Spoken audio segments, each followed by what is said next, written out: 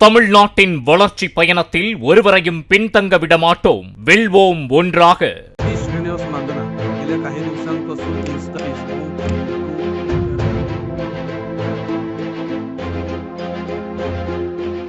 இந்திய மகளிர் கிரிக்கெட் அணியின் நட்சத்திர வீராங்கனையாக அறியப்படுபவர் ஸ்மிருதி மந்தனா.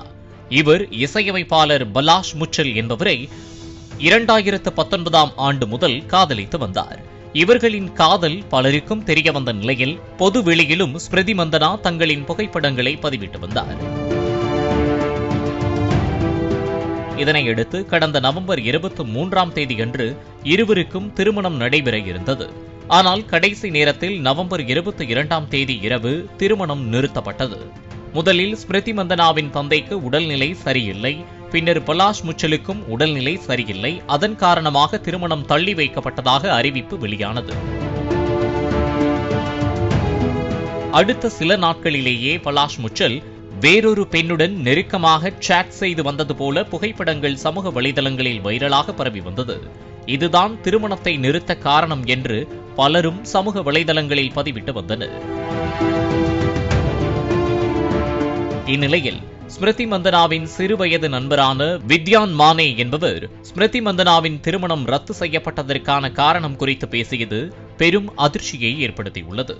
ஸ்மிருதி மந்தனாவின் திருமண கொண்டாட்டத்தின் போது தான் அங்கு இருந்ததாக கூறிய மானே, திருமணத்திற்கு முந்தைய நாள் இரவு பலாஷ் முச்சல் வேறொரு பெண்ணுடன் படுக்கையில் இருந்தார். அவர் கையும் களவுமாக பிடிபட்டார். இதனை பார்த்து ஆத்திரமடைந்த இந்திய கிரிக்கெட் வீராங்கனைகள் பலாஷ் முச்சலை அடித்து விழுத்தனர். இதனால் ஒட்டுமொத்த குடும்பமும் அதிர்ச்சியில் இருந்தது என மானே தெரிவித்தார்.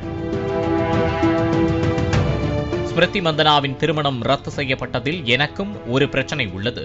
ஸ்மிருதி மந்தனாவின் குடும்பத்தினர் மூலமாகவே தனக்கு பலாஷ் முச்சல் அறிமுகமானதாக கூறும் மானே பண மோசடி புகாரையும் முன்வைத்துள்ளார்.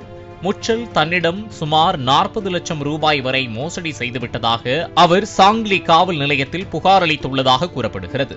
திரைப்படம் எடுப்பதாக கூறி தன்னிடம் பணம் வாங்கியதாகவும் பின்னர் கூடுதல் பணம் கேட்டு மிரட்டியதாகவும் அவர் தெரிவித்துள்ளார். திருமணம் நின்ற பிறகு முச்சலின் குடும்பத்தினர் தன்னை தொடர்பு கொள்ள முடியாதவாறு பிளாக் செய்து விட்டதாகவும் அவர் குற்றம் சாட்டியுள்ளார். தன்னிடம் இதற்கான அனைத்து ஆதாரங்களும் இருப்பதாகவும் அதனை காவல்துறையிடம் ஒப்படைக்க தயாராக இருப்பதாகவும் மானே கூறியுள்ளார்.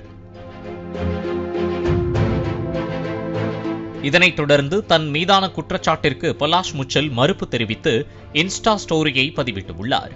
அந்த பதிவில் வித்யான் மானே கூறும் குற்றச்சாட்டுகள் அனைத்தும் பொய்யானவை என்றும் ஆதாரமற்றவை என்றும் தெரிவித்துள்ளார். எனது பெயருக்கு களங்கம் விளைவிக்கும் நோக்கில் இவை பரப்பப்படுகின்றன. இது தொடர்பாக எனது வழக்கறிஞர் மூலம் சட்ட ரீதியான நடவடிக்கை எடுக்கப்படும் என்றும் தெரிவித்துள்ளார். ஸ்மிருதி மந்தனாவும் பலாஷ் முச்சலும் கடந்த 5 ஆண்டுகளாக காதலித்து வந்த நிலையில் பலாஷ் முச்சல் தனது சமூக வலைதள பக்கத்தில் ஸ்மிருதி மந்தனாவுடன் எடுத்துக்கொண்ட புகைப்படங்கள், பிறந்தநாள் வாழ்த்து பதிவுகள் மற்றும் சுற்றுலா சென்ற புகைப்படங்கள் என பலவற்றையும் பகிர்ந்திருந்தார். ஆனால் கடந்த ஞாயிற்றுக்கிழமை அன்று அந்த புகைப்படங்கள் அனைத்தும் திடீரென மாயமாகின. தனது இன்ஸ்டாகிராம் பக்கத்திலிருந்து ஸ்மிருதி மந்தனா தொடர்பான அனைத்து பதிவுகளையும் பலாஷ் முச்சல் நீக்கியுள்ளார். அது மட்டுமல்லாமல் இருவரும் ஒருவரை ஒருவர் சமூக வலைதள பக்கத்தில் பின்தொடர்வதையும் நிறுத்தியுள்ளனர்.